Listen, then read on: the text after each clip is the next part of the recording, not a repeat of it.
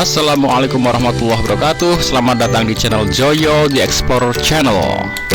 Oke sahabat semuanya, pada kesempatan kali ini kita akan membahas nih, bagi kalian para pengguna motor listrik ya, ini contohnya motor listrik Polytron Fox Air ya. Nah, kita akan bahas kelebihannya dulu, karena kalau bagi kalian yang mau nantinya mau beli atau sudah terlanjur beli, itu kalian nanti biar lebih mantap. Oh, aku udah beli dan aku mantap karena kelebihannya banyak. Yang mau beli juga mantap, ternyata banyak kelebihan yang bisa diambil. Atau memutuskan enggak beli juga enggak masalah ya. Jadi setiap produk pasti ada kelebihan, juga pasti ada kekurangan. Kita akan bahas secara fair karena ini enggak ada endorse mana-mana. Jadi kita kalau positif kita sampaikan positifnya, kalau memang itu negatif ya kita sampaikan apa adanya. Ini untuk kebaikan kita semua, kalian semua. Oke, kita akan lihat dari beberapa sisi. Yang pertama, mampu nggak ini melibas medan yang berair banjir. Yang kedua, untuk tanjakan mampu nggak? Kalau datar sih nggak masalah ya, karena itu sudah sesuatu yang biasa. Untuk tanjakan bagaimana? Kemudian untuk jarak jauh mampunya seberapa? Mampu nggak untuk perjalanan jarak jauh? Kemudian yang terakhir, biayanya bagaimana dibandingkan dengan kendaraan konvensional atau kendaraan bahan bakar minyak. Oke, kita simak mulai dari yang pertama. Ternyata kendaraan ini sangat mumpuni untuk melibas medan berair banjir. Bahkan lihat sampai rodanya nggak kelihatan ya teman-teman. Rodanya dari setengah sampai nggak kelihatan. Ini kayak roda setengah nggak ada masalah ya. Bahkan rodanya sampai terendam sama sekali, itu dia masih mampu melaju, tidak macet.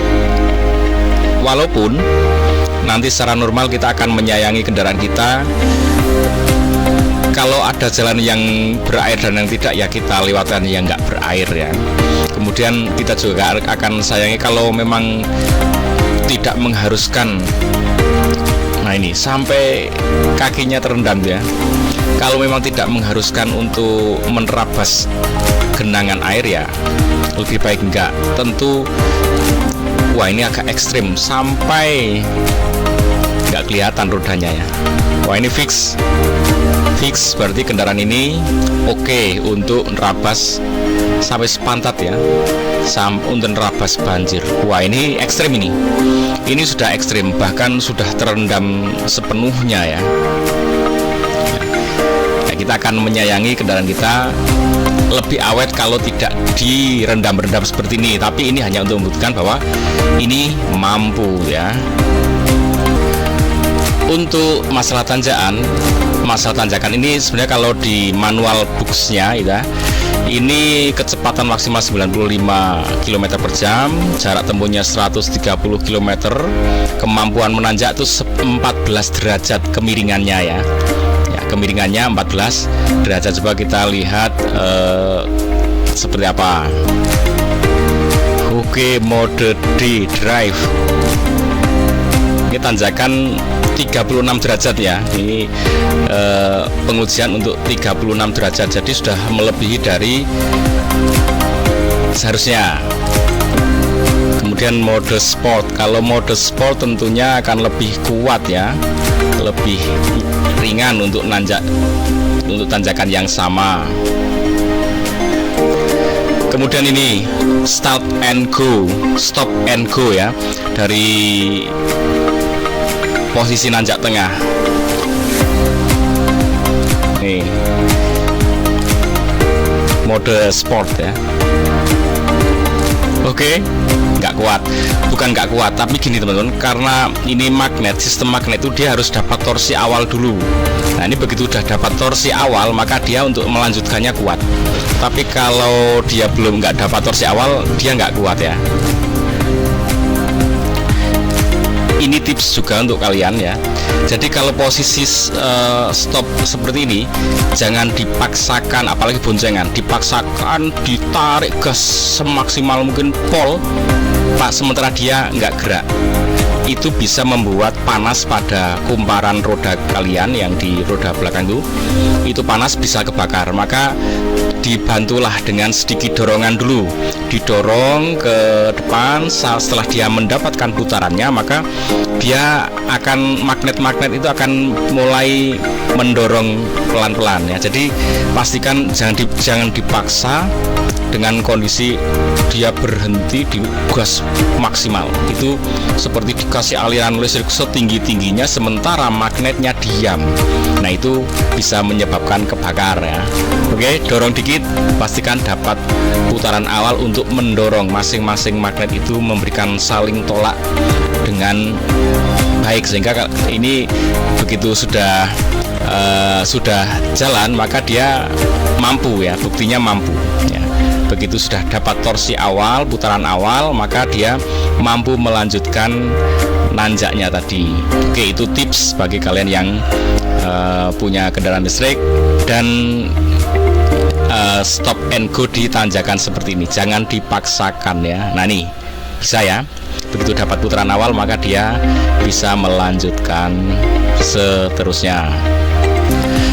Kemudian ini ada seorang YouTuber nih, Mas Alit Susanto. Ini dia mudik dari Jakarta ke Yogyakarta. Dia mudik pakai Polytron Fox R ya, dan dia disponsori akhirnya oleh pihak Fox R, dipinjemin. Dan bener-bener kendaraan ini mampu membawa dia pulang dari Jakarta sampai Yogyakarta dengan selamat. Nah, dan dia menghabiskan biaya 50.000 untuk pengecasan di jalan ya. Jadi ini nanti akan ketemu dengan hitung-hitungan yang lain. Dari Jakarta sampai Yogyakarta 50.000 cukup bro. Berarti kalau bensin itu kira-kira 2 kalinya ya. Nah, artinya kendaraan ini mampu untuk perjalanan yang sejauh itu. Kalau kalian lihat di map, itu sekitar 560 atau 550 km jaraknya. Berarti ini sangat worth it untuk perjalanan jauh. Oke ya. Jadi oke, bagi yang punya ini selamat, kalian bisa untuk perjalanan jauh, untuk nanjak oke, untuk libas air juga oke. Selanjutnya kita lihat biayanya seperti apa secara keseluruhan dalam 1 bulan ya, pengalaman pengguna. Informasi dari motor bensin ke motor listrik. Nah, pemakaian gua di motor bensin sebelumnya itu gua dalam waktu 1 bulan bisa mengeluarkan biaya kurang lebih sekitar Rp500.000 dengan asumsi gue menggunakan Shell V-Power atau kadang-kadang juga gue pakai Shell yang super, yang biasa gitu ya. Nah, itu gue bisa sampai Rp500.000 per bulan per 50 km PP ya. Jadi gue sehari itu 50 km pulang pergi dikali 1 bulan gue bekerja. Nah, itu menghabiskan sekitar Rp500.000. Sedangkan untuk motor listrik Polytron Fox R ini, biaya yang gua habiskan itu pastinya hanya biaya listrik ya. Dan total KWH yang dicapai itu kalau gua cek di aplikasi, kan gua juga menggunakan smart home dari Crisbo ya, untuk mengecek berapa sih daya listrik yang dikeluarin sama motor gua, dan selama ngecas selama sebulan ini udah berapa kWh yang dikeluarkan. Nah, total kurang lebih itu berkisar antara 45 sampai 50 kWh per bulannya. Artinya itu tinggal dikalikan aja biaya per kWh listrik gua adalah 5.500 watt. 5.500 watt itu per kWh-nya adalah 1.600 sekian, atau kita genapin aja jadi 1.700 lah ya.